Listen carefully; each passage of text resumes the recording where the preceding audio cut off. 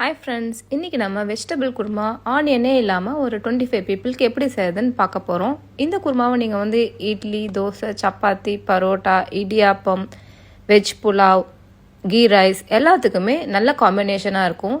இது நீங்கள் ட்ரை பண்ணி பாருங்கள். இந்த குருமாவை நான் யூஸ் பண்ண சேம் இன்க்ரீடியன்ஸை நீங்கள் யூஸ் பண்ணி பாருங்கள். அட்டகாசமாக வரும் குருமா.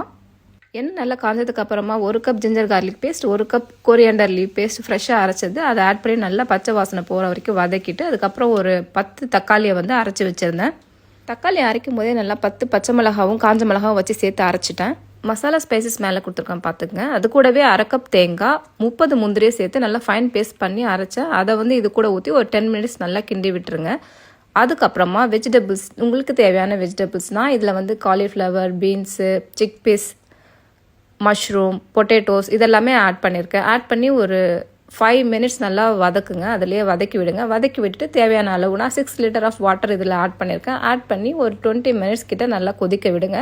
கொதிக்க விட்டதுக்கப்புறம் பார்த்தா வெஜிடபிள் எல்லாம் நல்லா பாயில் ஆகிருக்கும். ஆனால் உடையாமல் இருக்கணும். ரொம்ப நேரம் பாயில் பண்ணினீங்கன்னா எல்லா வெஜிடபிளும் உடஞ்சிரும். ஸோ உடையாமல் நான் எடுத்துருக்கேன் பாருங்கள். எல்லா வெஜிடபிளும் நல்லா இந்த மாதிரி ட்ரை பண்ணி பாருங்கள். ஸோ இது வந்து ஒரு 25 பீப்புள் டு 30 பீப்புள் வரைக்கும் சாப்பிட்லாம். பார்ட்டிஸ்க்கெல்லாம் இந்த குருமா ஒரு குருமா செஞ்சால் போதும். தேங்க்ஸ் ஃபார் வாட்சிங்.